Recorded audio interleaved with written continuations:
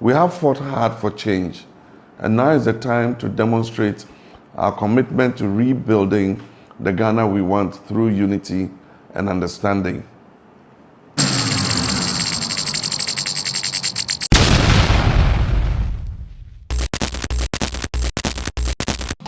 One love, go Africa.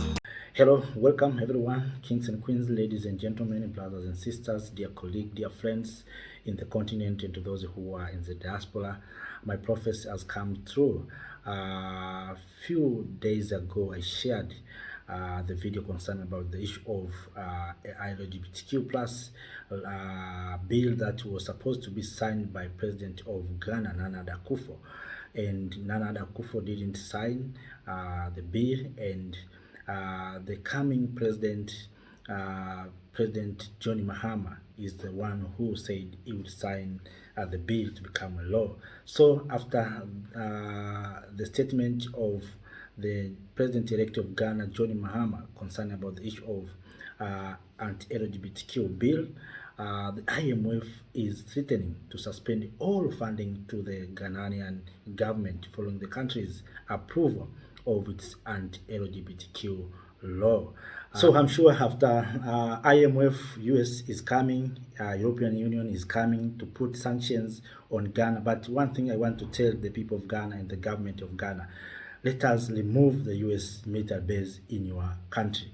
To respond to what US, IMF, and European Union is going to do concerning about this issue of anti-LGBTQ bill or law, remove US military base in your country to have a win-win situation. So you cannot sanction us and while you are putting your property in my home or in my house. So remove your property in my house, then put me on your sanctions. So you cannot have US military base here in the continent, in Ghana, then US, IMF, and the European Union imposing sanctions to the people of Ghana. And of course, the good example is Zimbabwe. Almost 30 years ago, the people of Zimbabwe are under sanctions. So there are some young people who know nothing about what happened in the previous, but are being affected by those sanctions. So let us, Ghana, not accept to fall in this or in that trap of US, European Union, IMF. So let us revenge and respond by removing their base in our African soil or in our African countries. So I think from there we can speak one language. So that is just my opinion. So if US, IMF, European Union are going to put sanctions on the government of Ghana to cut fund, what is Ghana must do is to close all, and also Ghana must also sanction them, remove all bases in Ghana, remove these European NGOs, remove them, close all of them. So because they don't want fairness, they are not happy with what we are doing. So let us remove their own base here, remove their NGOs, close everything. So I think that will be a good decision. But all in all, we want respect. We want Africans to respect others and others also to respect Africa. So you cannot be, you cannot in your homeland and in your country, in USA, in Europe, then forcing Africans to do things that is not in our culture. So you see, therefore, I think there's a need for Africans to see the importance of coming together. And of course, in this issue, we want to hear the African Union. What is African Union is talking about these issues, because we have seen many African countries being punished by US, by European Union, by IMF, World Bank, because they have been denying Western customs and Western culture. So to deny Western culture is not a sin. So why Europeans, Western power, forcing Africa to behave like them? Have you seen African countries forcing them to do what Africans were doing? So I think African Union must step step in and see and telling this Western power that what you are doing is not true. And of course, we need a unity among the people of Africa. Um, the government, the Ghanaian Supreme Court has upheld the law, which is now in effect. The IMF is demanding that the Ghanaian government revise the decision, or all financial support will be cut off. So you see how the Western power use these funds or these institutes to force Africans to fall into their traps. So now you see that the IMF is threatening to suspend all funding to the Ghanaian government. So what can we do as the people of Africa to run away or to go away or to cut off these chains of imperialists concerning about the issue of what they want? Of course, they have been using human rights, IMF loans, World Bank loans to force Africans to follow what they want. So, but a question arises: why is polygamy banned under the pretext of human rights while imposing the normalization of LGBTQ? What justified this interference in our African culture and traditions? Why are we trying to impose practices that do not correspond to our values? And why they want to Africans to be Europeans or to be Americans? Why they don't want Africans to remain as Africans?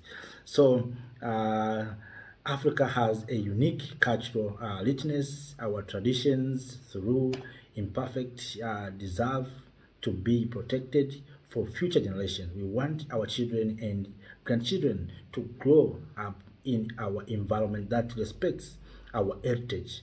Polygamy is said to be not normal, yet it exists in some African communities.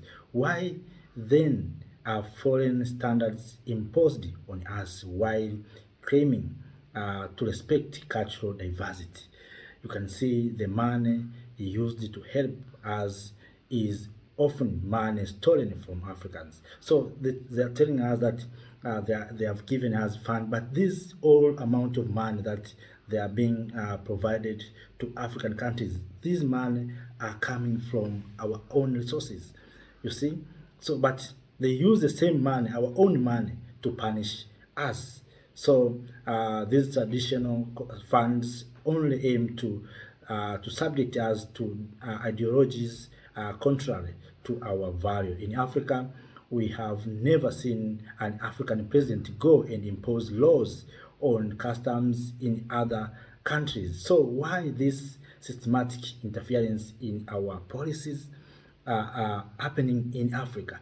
Have you seen African leader or African president threatening America to impose sanctions? But we have seen European countries, America imposing sanctions on Zimbabwe, on some African countries, why they don't respect Africa. And what should we do as the people of Africa to make sure that we are going to be respected? So today it is no longer a question of leaders.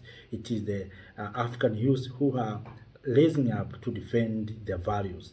We do not want chows imported under the guise of human rights or rights. Africa has its value and we must protect them. It is a question of sovereignty and respect of our identity.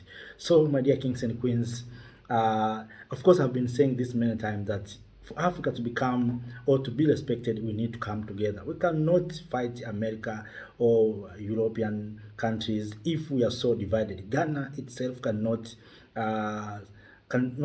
succeed to fight European Union or to fight America.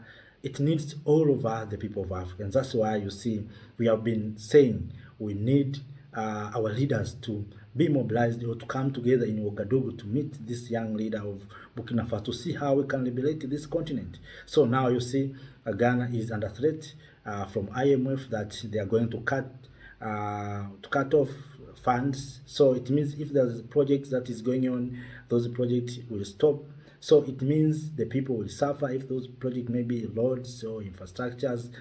So the people will continue to suffer. And that's what always the Western power are doing. They're trying to destabilize countries, to create difficulties in certain countries so that the people can raise up and remove leaders who in power, and then after that they will come with their own leader that they want, and that's what will happen.